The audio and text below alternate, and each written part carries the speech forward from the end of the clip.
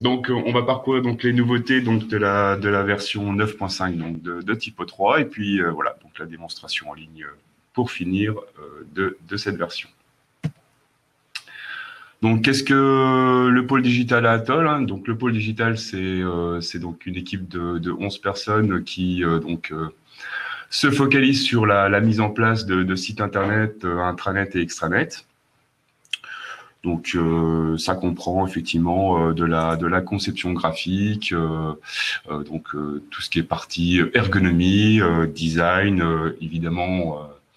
On, on prend en compte aujourd'hui le responsive design, l'aspect accessibilité, le référencement naturel. On est capable effectivement de vous former puisqu'on vous propose une solution une solution type 3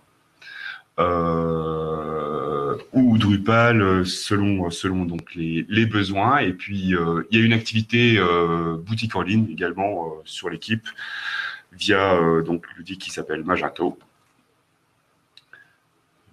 Voilà donc effectivement également j'ai oublié de dire que on peut également vous proposer une solution d'hébergement pour votre site. Donc, voilà, la boucle est bouclée.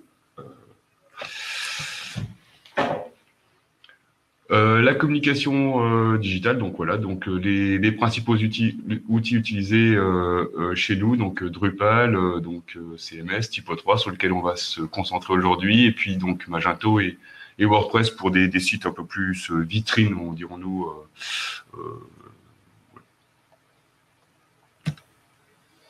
Alors Typo 3, c'est quoi? Donc Typo 3, c'est un outil, donc un outil de gestion de contenu, donc un CMS, donc qui a été créé en 1997 par un Danois, dont je tairai le nom, un outil open source, hein, depuis 2000. Voilà, donc qu'est-ce que permet Typo 3? Évidemment, donc il permet donc de réaliser, de mettre en place donc des sites internet, extranet ou intranet, et donc de publier du contenu éditorial. Donc, il y a du texte enrichi, des images, des vidéos, de l'audio et tout type de médias qu'on peut trouver. Ça permet surtout, du coup, la publication de contenus structurés ad hoc, donc définis ensemble avec vous pour structurer votre donnée, votre information métier, du coup, spécifiquement, et donc proposer des interfaces de présentation de ces contenus. Ça permet également donc la publication de formulaires en ligne, notamment donc une grosse évolution du module forme qui était proposé en version 8 et encore amélioré en version 9.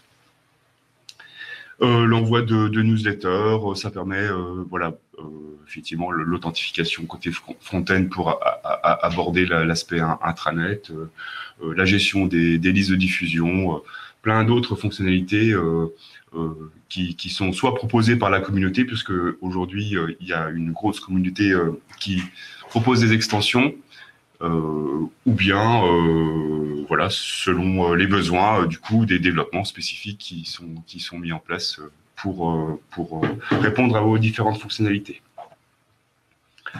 Donc les principaux points forts, donc une forte adaptabilité par rapport aux besoins clients. Effectivement, on est capable de répondre spécifiquement à des fonctionnalités qui sont proposées par l'outil. Une grosse communauté, comme je disais précédemment, d'extensions. La gestion simple du multisite, multidomaine et multilangue qui donc a été améliorée, on va y revenir sur la version 9. Donc la gestion très fine des droits donc back-end et front-end, surtout back-end, hein, on est capable de proposer avec Typo 3 des interfaces qui sont vraiment spécifiques et concentrées sur le métier du rédacteur, donc de vous proposer une interface épurée qui va permettre au rédacteur de pouvoir se concentrer sur ses tâches. Voilà, donc une organisation claire et logique du contenu, sachant qu'en fait on a donc les fonctionnalités à gauche, une arborescence de page bien définie qui correspond à l'arborescence de page de votre site. Voilà, et puis donc la zone de travail qu'on va trouver sur la droite. Une version LTS donc qui dure généralement sur 3 ans minimum, hein, du coup, donc qui vous assure un support sur le long terme.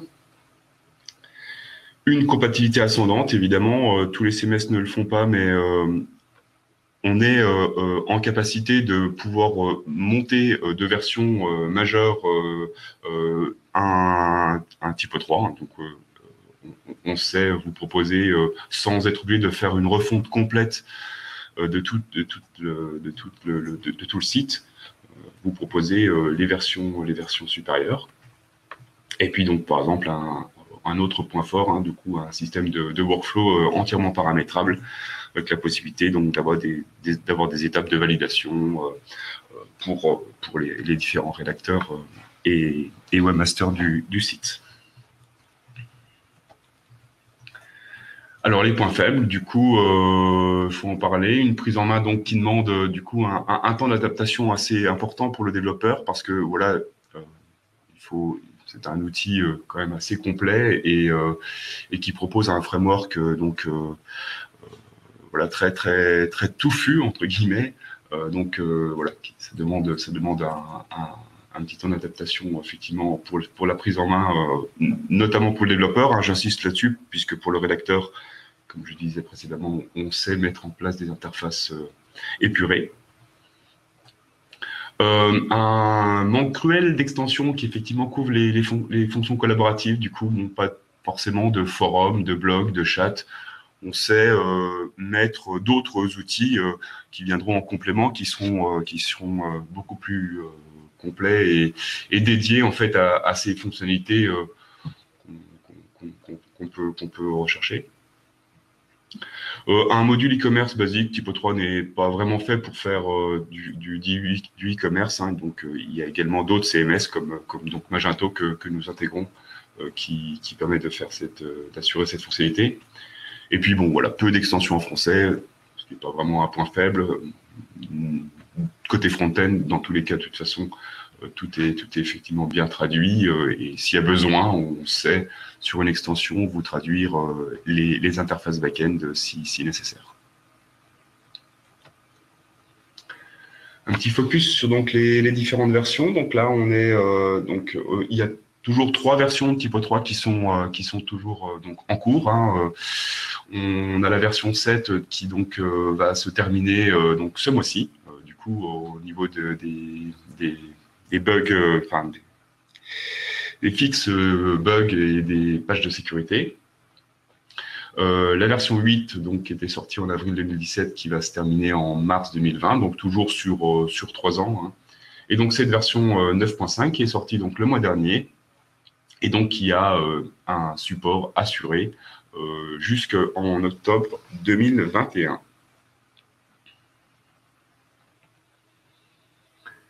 Un petit retour rapide sur les nouveautés donc de la version 8. Hein. J'ai mis vraiment celles qui me paraissaient les plus significatives. Donc, ce qui est sorti en version 8, donc précédemment, donc un back-end maintenant qui est devenu donc entièrement responsive design. La manipulation d'images, hein, du coup, le fait de pouvoir rogner en ligne vos images, de faire donc un crop est vraiment une fonctionnalité intéressante pour le rédacteur. Hein. Il n'a plus besoin de définir et de travailler avant son image s'il souhaite n'en prendre qu'un morceau. La refonte du module de workflow, l'espace de travail, c'est vrai que le tableau de bord a été un peu simplifié, il était un peu compliqué à prendre en main dans les versions précédentes. Donc la refonte du module forme, hein, qui vous permet de proposer des formulaires en ligne. Un nouvel éditeur, du coup, CK Editor, du coup, qui remplace l'ancien éditeur dans les versions précédentes qui s'appelait HTML Area. Un éditeur qui est plus facilement paramétrable et voilà, qui correspond, qui assure les mêmes fonctionnalités que l'éditeur précédent. Et donc aussi également beaucoup d'améliorations côté développement. On va passer sur cet aspect-là. Donc la version 9.5, qui est actuellement donc en version 9.5.1, hein, cette version étant sortie il y a très peu, hein, la version octobre était la 9.5.0. Donc la roadmap, du coup, qui était annoncée dès le départ du développement de Typo 3 en version 9. Donc on va revoir ces points plus précisément ensuite. Du coup, on avait donc en 9.0 le refactoring de l'install tool, l'interface d'installation de Typo 3 et de paramétrage du coup du CMS, mais côté système. La refonte donc de l'arborescence de page, on va y revenir, la gestion des redirections, un nouveau module donc de configuration du site en version 9.2. L'URL routing, l'intégration native de la réécriture d'URL en 9.3, le routage d'URL et les évolutions sur l'aspect SEO en version 9.4 et donc la version 9.5 qui conclut la sortie donc de la version long term support sur Typo 3. Quelques informations côté prérequis serveur, hein, du coup donc Typo 3 en version 9 donc maintenant doit donc tourne sur une version PHP donc en version 7.2 minimum, hein, du coup c'est le prérequis de base. Et il est à noter que effectivement parmi déjà les bases de données SQL qui existent, MySQL, MariaDB, Postgre ou SQL Server, il y a eu un ajout du support de la base de données SQLite. Il faut savoir par contre que cette base de données est vraiment plus spécifique à des tests. Ça permet aux développeurs de pouvoir, sans être obligé de monter une machine virtuelle, du coup d'installer dans un Typo 3 avec SQLite qui se matérialise par un seul fichier de base de données et donc évidemment des performances un peu moindres par rapport à MySQL. Donc aujourd'hui, SQLite est recommandé pour plus un environnement de test ou de développement. Un des points majeurs donc du coup de cette refonte, hein, c'est la refonte de l'arborescence de page. Donc vous allez le voir tout à l'heure, cette version-là, est, en tout cas, l'arborescence de page est chargée beaucoup plus rapidement. Donc, effectivement, dans les versions précédentes, on avait XTJS qui était utilisé pour charger cette arborescence de page. Des fois, on avait quelques latences quand on cliquait pour développer les différentes pages du site. On avait un petit peu d'attente. C'était pas toujours très très pratique. Là maintenant, tout est chargé et puis on va le constater tout à l'heure. C'est vraiment beaucoup plus fluide. La refonte de l'ergonomie, on va pouvoir maintenant ajouter du contenu, je dirais un peu plus rapide, c'est des choses plutôt sur l'aspect effectivement ergonomie, l'affichage d'une petite modale qui va permettre, lorsqu'on va vouloir ajouter un contenu, sélectionner le contenu qu'on souhaite, sans être obligé de recharger toute la page comme on l'avait précédemment. La reprise du module, du view module, du coup, le menu voir hein, qu'on voit sur la gauche de Typo 3, qui était un peu refondu et qui va permettre, on l'avait déjà un peu sur les versions précédentes, mais surtout de visualiser notre page côté front-end en fonction de la résolution de l'écran. Hein, ici, on voit que je suis en 1024 par 1366, pardon, qui correspond en fait à un affichage d'un iPad Pro. Donc on va pouvoir vérifier du coup la compatibilité avec les différentes versions et vérifier que notre site est bien responsive design. Un nouvel onglet est apparu du coup en propriété de page. Donc un onglet qui va permettre en fait de définir un titre de page différent de celui qu'on peut avoir sur le site, et qui va être utilisé par les moteurs de recherche. La possibilité également de définir si cette page doit être indexée par le moteur de recherche, et également si les liens qui sont à l'intérieur de cette page pour la partie follow doivent également être indexés.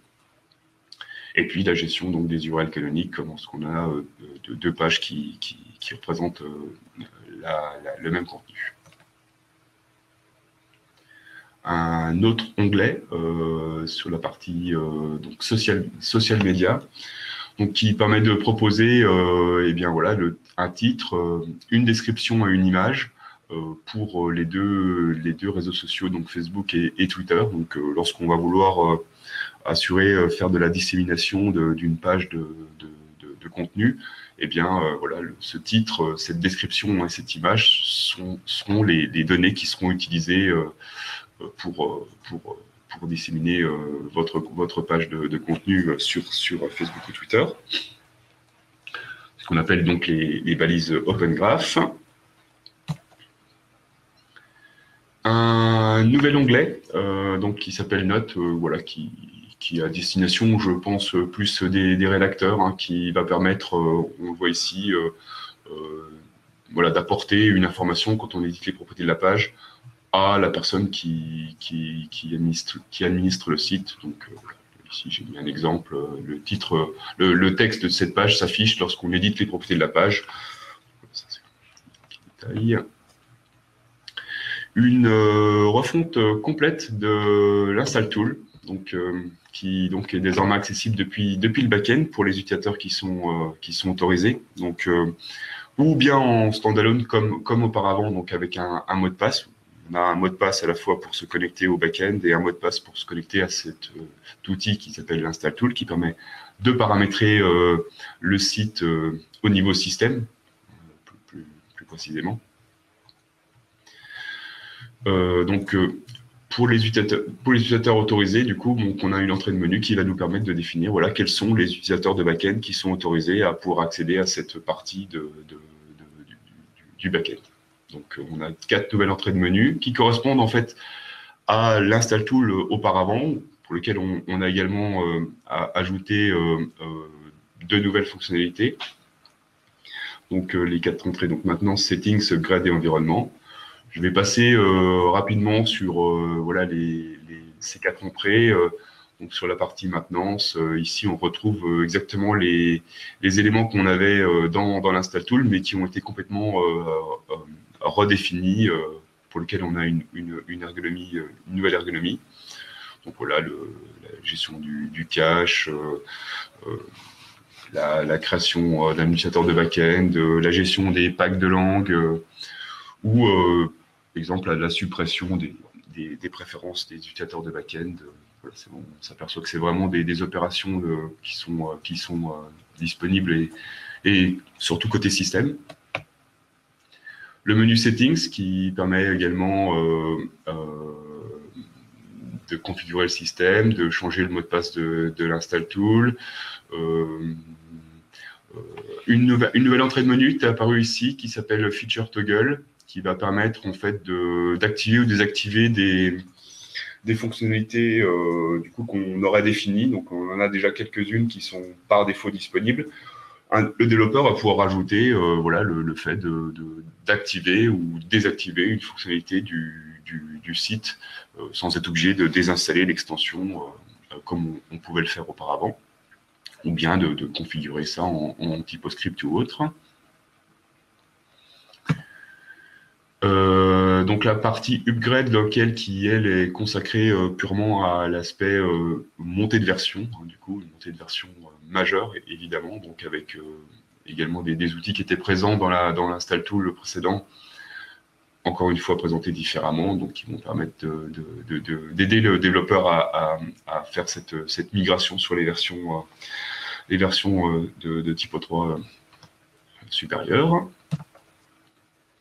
Et puis, pour finir, la partie environnement sur ce menu Admin Tools qui voilà, permet de vérifier voilà, si l'environnement est correct, si voilà, PHP est installé correctement, vérifier que nos outils pour gérer les images sont bien installés, faire un test pour envoyer un mail, avoir des informations sur PHP, etc.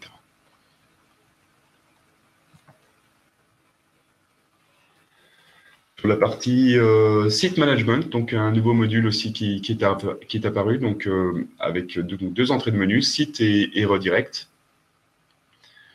Donc l'ajout de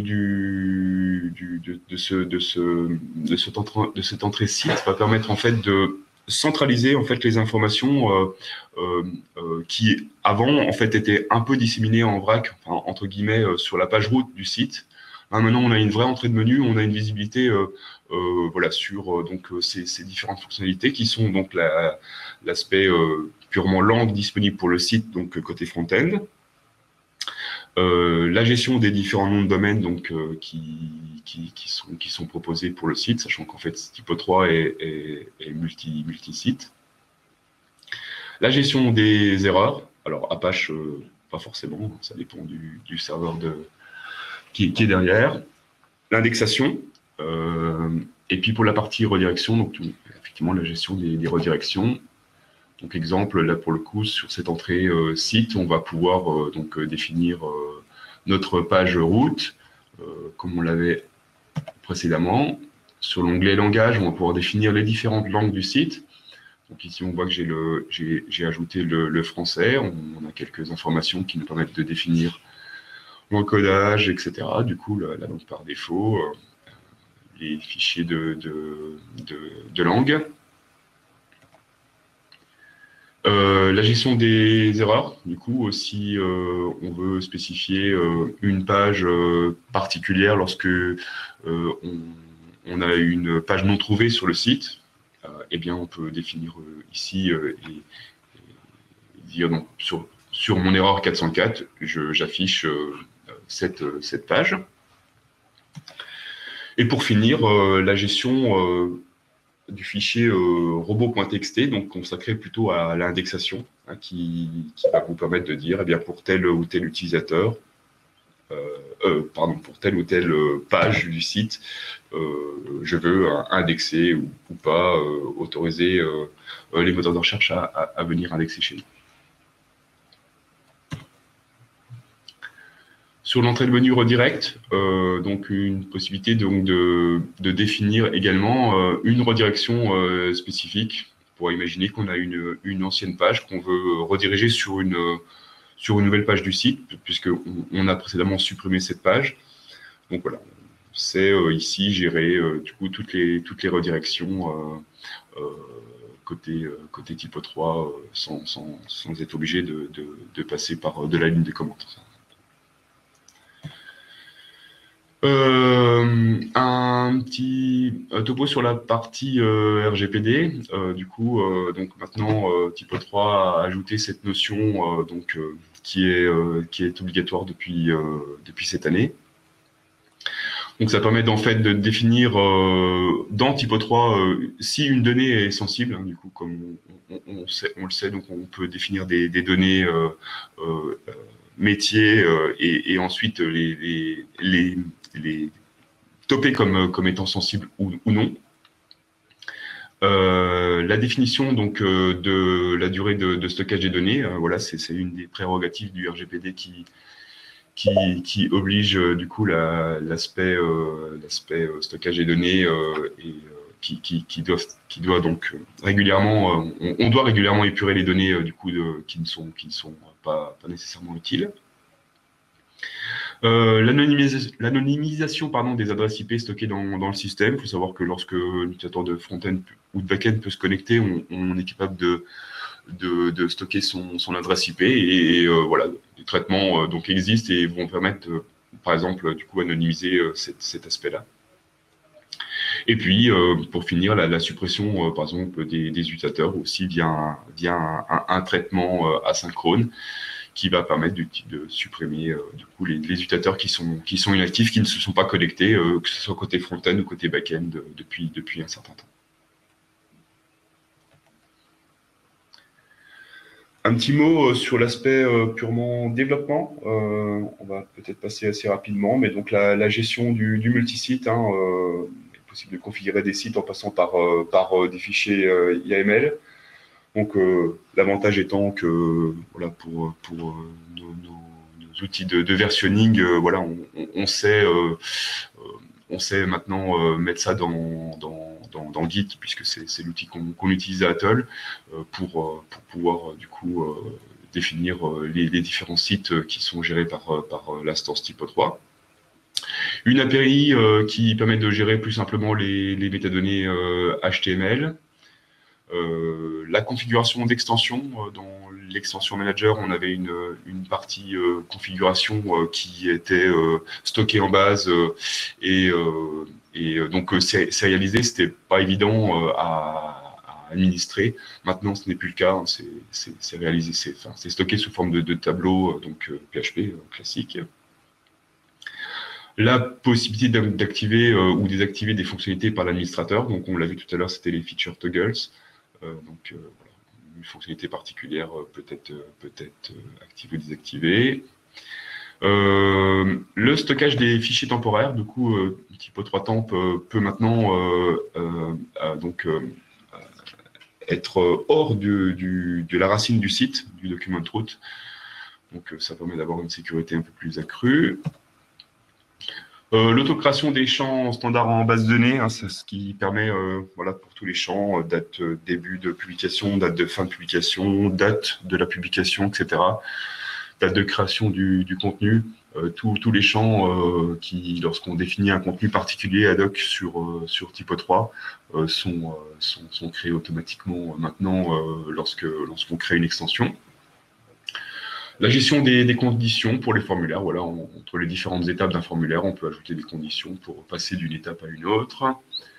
Le chargement asynchrone des fichiers JavaScript, voilà, il est possible maintenant avec l'attribut async de faire en sorte que les fichiers JavaScript se chargent à la fin. Et donc, on priorise du coup l'affichage de la page et du contenu de la page. Le scheduler, donc les pré-réglages de planification, voilà, on a un scheduler qui comme en mode cron, propose du coup voilà, une interface assez difficile, et donc ils ont rajouté des pré-réglages, voilà, qui vous permettent de dire, eh bien, je veux que mon traitement se déclenche toutes les heures, tous les 2 jours.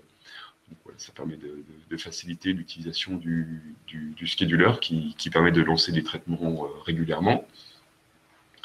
Des hooks sur l'export CSV, on a à fonction la possibilité donc d'exporter en CSV depuis le backend de Typo 3 n'importe quel contenu. Voilà, on sait maintenant faire des hooks et ajouter des champs particuliers dans l'export. Une fonctionnalité plutôt intéressante, hein, du coup, l'intégration maintenant de la réécriture d'URL qui donc est disponible en natif dans Typo 3. Précédemment, il fallait installer une extension particulière. Donc voilà, on retrouve d'ailleurs dans les propriétés de page ici l'URL qui est généré automatiquement, qui peut être effectivement modifiable par le rédacteur. Et pour finir, du coup, le contexte API, donc voilà, une API qui va permettre en TypoScript ou en PHP de voir en fait et interroger un certain nombre de variables, donc beaucoup plus facilement. Avant, on avait un tableau qu'il fallait consulter et c'était pas toujours très facile à manipuler. Une API de définition du titre de la page, voilà. Lorsque l'on veut, par exemple, plutôt que de mettre, voilà, quand on est sur une actualité, mettre le titre de l'actualité en titre de page, on a des facilités maintenant avec l'API pour définir cette partie-là. C'était plus compliqué précédemment. Et puis pour finir, un petit héritage de Symfony. Du coup, on peut utiliser donc l'expression language, voilà, qui permet d'avoir des conditions beaucoup plus puissantes et paramétrables pour le développeur. Donc une petite démonstration en ligne. Pardon.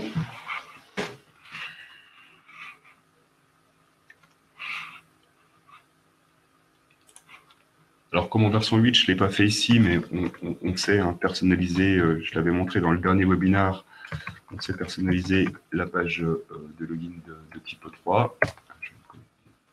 Donc, il s'agit d'une version donc 9.5.1, c'est vraiment la toute dernière de Typo 3.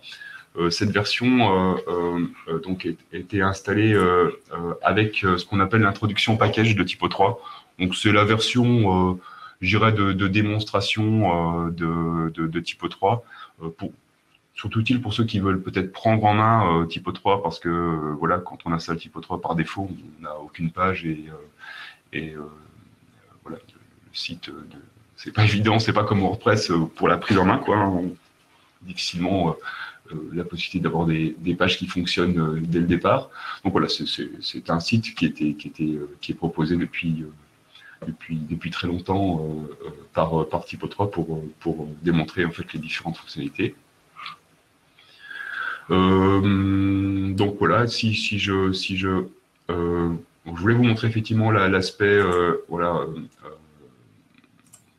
arborescence de page. On s'aperçoit que là, ça répond effectivement bien tout de suite. On a donc cette refonte de l'arborescence de page qui nous permet d'avoir accès aux différentes fonctionnalités plus rapidement. Si je vais en mode page, on va pouvoir, lorsque j'ajoute un contenu dans un endroit particulier, comme je vous le disais, avoir une modale qui nous affiche du coup la possibilité donc d'ajouter mon contenu texte ou autre dans ma page.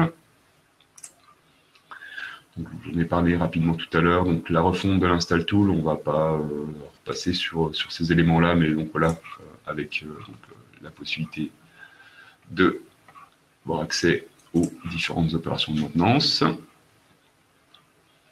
La gestion dans la partie site management, donc de la configuration du site. Donc là, j'ai une configuration avec un site en français et en anglais, avec donc les écrans que je vous ai présentés tout à l'heure, la gestion des langues, ici le français et l'anglais, avec les différentes informations qui sont là. Donc tout est rassemblé dans un module Typo 3. La gestion d'erreurs, ici je vous ai mis un exemple de page, donc dès que j'ai une erreur 404, je vais rediriger le site sur la page avec l'identifiant numéro 5.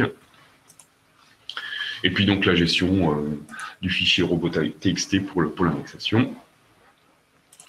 Et pour finir, la partie redirection, bon, je n'ai pas mis d'exemple, mais donc comme je vous le disais précédemment, on va pouvoir ici rediriger une ancienne page, une page qui n'existe plus par exemple, vers une nouvelle page du site parce qu'on l'a supprimée, on a fait le choix de la supprimer.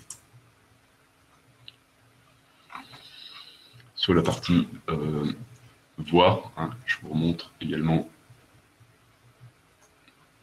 donc, la partie, j'ai un petit écran, mais je vais pouvoir définir, voilà, et voir en fait les différentes pages de mon site en fonction d'une résolution particulière.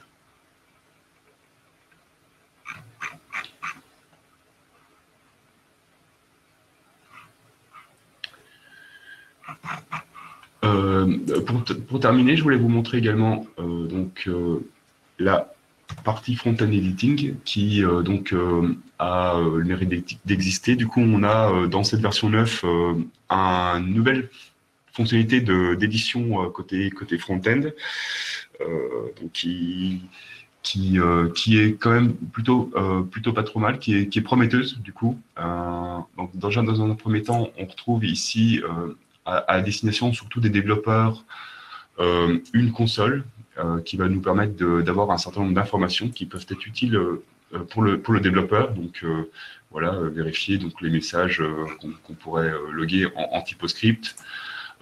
Quelque chose d'assez intéressant du coup, l'aspect variables en fait, qui sont utilisées dans la page. Pardon, et voilà, du coup, un éventuel journal, du coup, avec, et là, ça c'est aussi très agréable, très appréciable, pardon, du coup, les différentes requêtes qui sont exécutées dans la page, avec le temps d'exécution de chaque requête. Donc, ça permet vraiment très, très facilement, si on a des soucis de performance, de voir un petit peu quelles sont les requêtes, si c'est le cas, qui peuvent être longues à s'exécuter. Et au-delà de ça, du coup, si je prends une page particulière, on va aller par exemple ici, donc on se retrouve ici côté front-end avec ma page. Donc, je rappelle, c'est un exemple de contenu. Là, ici, ça présente voilà, ce que peut faire l'éditeur de texte HTML classique. Je me retrouve effectivement ici avec un petit bouton qui va me permettre d'ouvrir une console, un menu, pardon, et du coup, la possibilité, ici, lorsque je clique sur cette partie-là, d'ajouter directement mon contenu éditorial ou bien n'importe quel autre contenu qu'on peut retrouver également côté back-end. Donc, je veux ajouter par exemple un élément classique texte, eh bien, je vais pouvoir cliquer ici et glisser à l'endroit où je souhaite. Pardon, hop. Du coup, mon contenu éditorial, il m'affiche comme en back-end, du coup, la possibilité donc d'ajouter mon nouveau contenu.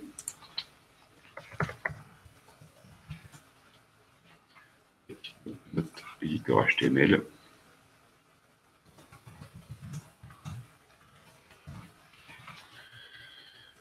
Je vais pouvoir enregistrer en fait ce contenu, éventuellement fermer ma fenêtre parce que j'ai terminé l'ajout de mon contenu et effectivement on retrouve ici directement le contenu qui a été nouvellement ajouté. On va pouvoir le rééditer, faire les opérations courantes, cacher l'enregistrement, le supprimer, le déplacer en haut ou en bas après le contenu ou le contenu précédent ou suivant. Voilà pour cet aspect front-end editing. J'ai également la possibilité de voir, voilà, d'avoir une vision en fonction de la résolution également de mon écran, donc en mode desktop, en mode PC portable, en mode tablette ou en mode smartphone.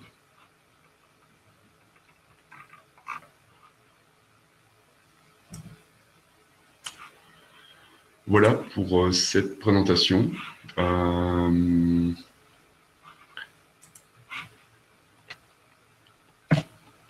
Je vous montre également les sources sur lesquelles je me suis inspiré pour faire cette démonstration. Donc effectivement, du coup, je me suis concentré sur le site Typo3Power qui présente du coup toutes les nouveautés, roadmap, et puis donc la doc Typo3 avec les changements. Merci à tous et à tous de votre attention. J'ai 2 questions. Alors, hop.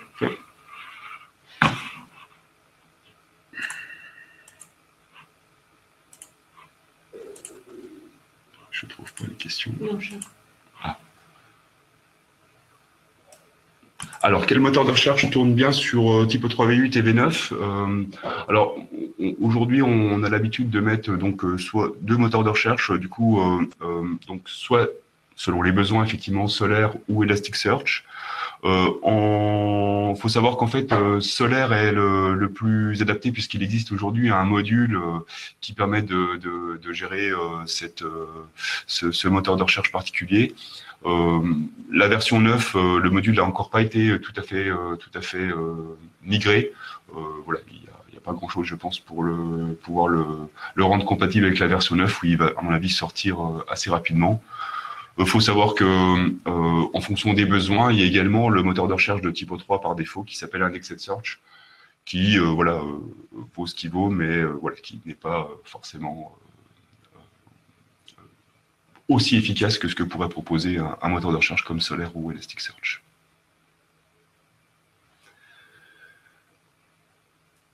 Et une autre question, bonjour, quel moteur de recherche pour indexer le file sur une web factory de plus de 150 sites?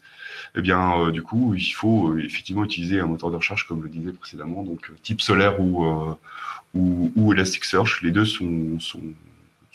peuvent supporter une charge assez conséquente. Voilà.